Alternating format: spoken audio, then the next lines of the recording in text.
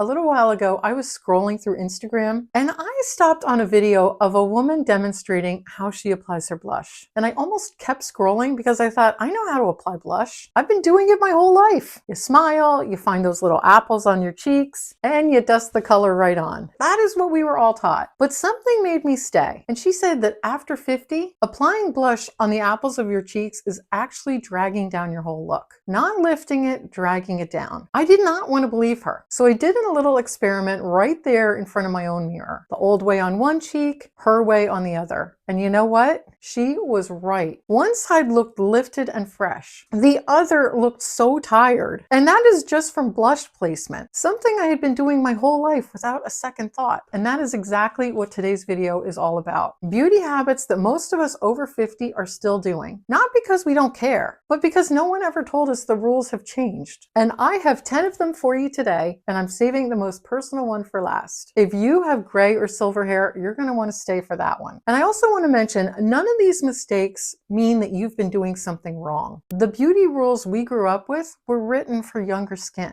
Our skin is different now, and it's time our beauty routine caught up. So mistake number one is rushing your skincare. This first mistake I was guilty of for years, and I had no idea. It's rushing your skincare before you put on your makeup. Most of us moisturize and then go straight into concealer or foundation without letting the skincare absorb. And the real problem is that when your skin is still wet from your moisturizer, it's not actually ready to hold anything. The foundation sits on top of it. It slides, it separates, and throughout the day, it settles into the lines, making your makeup look thick and cakey. And you spend all day wondering why your makeup looks off, when the real issue happened even before you picked up the brush. So the fix is simple, but it requires just a little bit of patience. After you moisturize, give your skin at least 5 minutes before you reach for any makeup. Just let things absorb and settle. You can do your hair, pour your coffee, pick out what you're wearing, and then come back to it. Your skin will be ready and your makeup will perform completely differently. Mistake number two is thinking that moisturizing is enough. I used to do this too. Cleanser, moisturizer, done. But for our skin, mature skin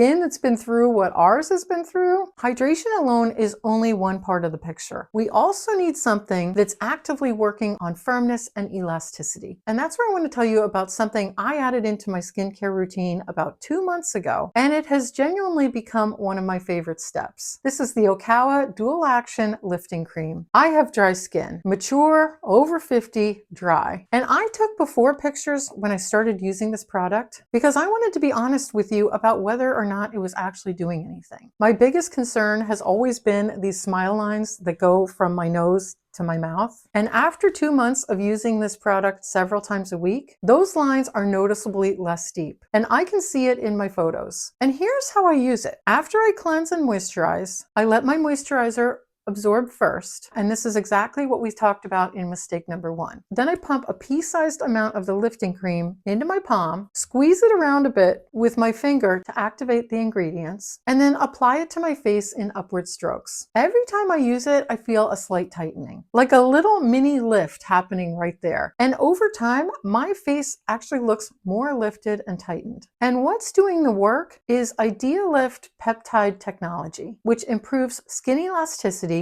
smooths texture, and creates a radiance effect. And for a lifting cream, this feels incredibly lightweight. It's not heavy or greasy. It works for all skin types, and it comes with a 90-day money-back guarantee. They also have a subscription, and Duo offers worth looking at for additional savings. I'll put the link in the description below, and use my code CHAMP15 to get an exclusive 15% off your order. Okay, we've covered skincare. Now we're getting into makeup. And mistake number three is incredibly common, and this fix takes about 30 seconds. So mistake number three is choosing a foundation shade that's too dark or too pink. Choosing a foundation can be so difficult, and a lot of times we're choosing one that is too dark or too pink for our face. And this one is so common, I understand why it happens. We all want to look healthy. We want to look warm. We don't want to look washed out. So we reach for something with a little bit more color than our actual skin. And what happens is the opposite of what we want. The foundation actually reads as muddy. You know, you've seen those visible lines at the jaw. Instead of looking like your skin but better, it looks like you're wearing a mask. And the fix is to match the foundation to your neck not to your face. Your neck does not lie. It has not been in the sun the same way as your face, and it has not been covered in makeup for years, so it's closer to your true skin color. Hold the foundation up to your neck, and if there's of any visible difference, keep looking. And if you've gone gray, which so many of us have, this becomes even more important. A foundation that reads as too warm or too pink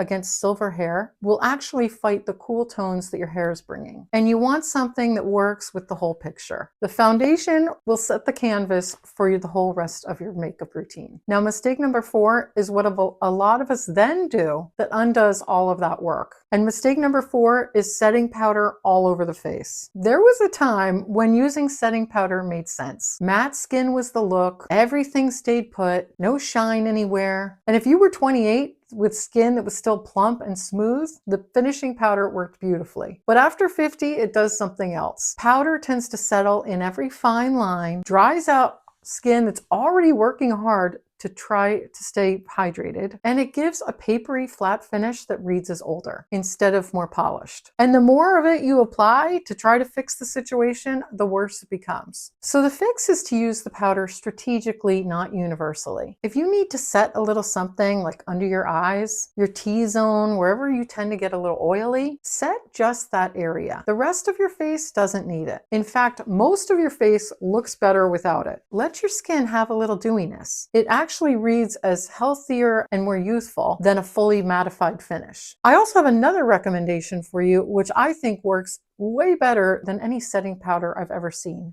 and that is a finishing spray.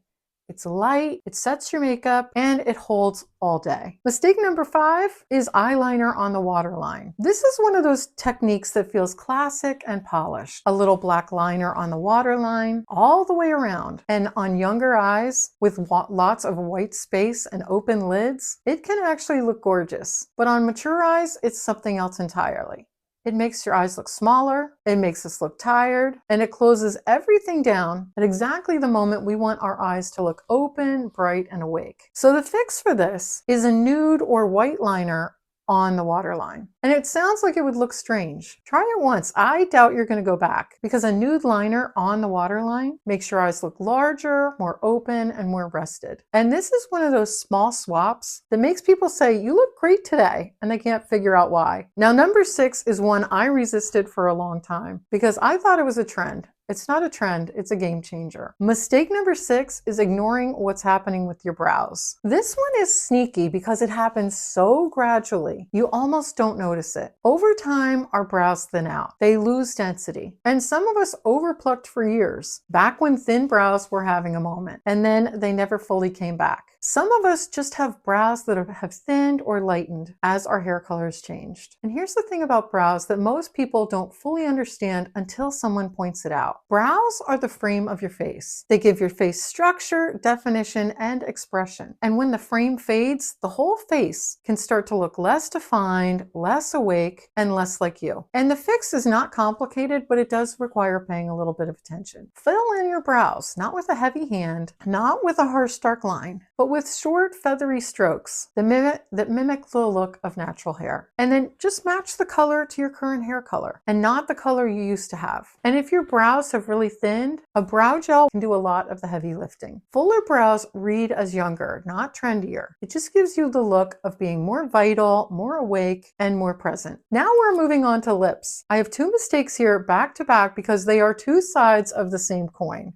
Mistake number 7, lip liner that is too dark relative to your lipstick. This is a holdover from the 90s, and I completely understand it because we all did it. They were telling us everywhere that this is what we should be doing. A dark liner, a light lip color, and sometimes a nude or frosted center. It was the look. Am I right? If you remember this, put that in the comments. And if you're still doing this now, it is one of the fastest ways to date your whole face. But you know what? The fix is really simple. Your liner should match your lipstick as closely as possible, or it should match your natural lip color. The goal of the liner now is definition, not contrast. And you want it to look like your lips, just more polished and precise. And speaking of liner, mistake number 8 is when you skip it entirely. After the 90s lip liner look ran its course, a lot of us just stopped using lip liner. Lip liner felt outdated. It felt heavy, old-fashioned, and we went straight to lipstick and gloss and left it there. But here's what happens to lips after 50. They lose definition. The edges soften. Color bleeds into the fine lines around the mouth. And no matter how beautiful the lipstick is, it can look blurry and undefined within an hour of application. Liner that matches your lipstick, applied all the way around, and sometimes even lightly filled in across the entire lip before you apply your lip color, gives you a base that holds everything in place and keeps your lips looking crisp all day. It's not the 90s look and it's not overdone. The key is that matched lip liner is invisible. Nobody sees the liner, they just see lips that look great. Number 9 is one I think affects more of us than we realize. And it's completely fixable once you know what to look for. Mistake number 9, ignoring hooded lids. And this is something I truly have struggled with. As we get older, most of us develop what was called hooded lids, where the brow bone and the skin above the eye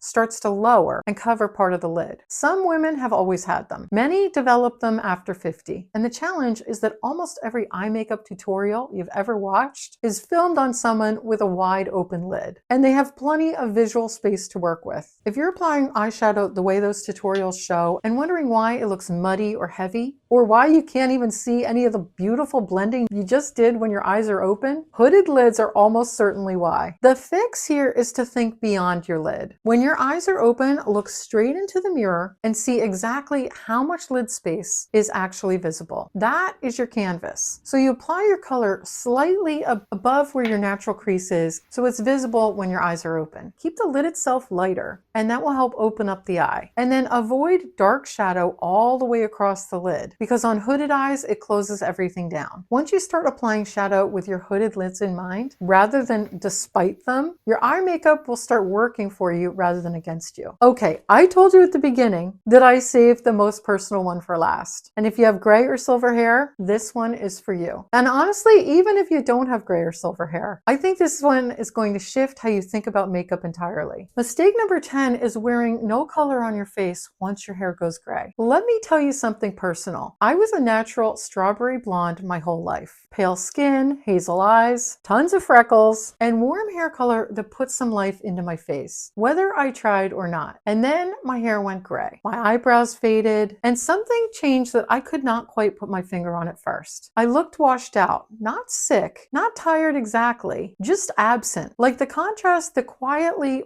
pulled my face together had disappeared. And here's the moment that entirely drove the whole thing home for me. I was filming something for Instagram, and I pulled up my phone to use one of those filters. You know how the filter is supposed to recognize a face and just land on it? It did not recognize me. It just stared blankly at the screen and said, "No face detected." I laughed, and then I thought, okay, this is telling me something. When we have warm hair color, that color is doing a lot of work for us without us even realizing it. It's creating contrast. It's framing the face, and it's pulling the eye in. And when the hair goes gray, which is beautiful, and I have totally embraced it, the contrast does not come from the hair anymore. So it has to come from somewhere, and that somewhere else is your makeup. Gray and silver hair needs more color on the face than warm hair does, not less. A little more warmth in the cheek, a little more definition in the brow, a lip color with some presence. Not heavy, not overdone, just enough to give your face a little contrast that's no longer getting from your hair. Think of it this way. Your gray hair is gorgeous. Your makeup is just making sure your face shows up to the party too. And that is the thing about all 10 of these makeup mistakes we talked about today. None of them are your fault. They're just places where something quietly changed and nobody sent you the memo. And now you have the memo. Which one of these mistakes landed hardest for you today? Let me know in the comments, because you know I love hearing from you. Stay gorgeous, and I'll see you in the next video.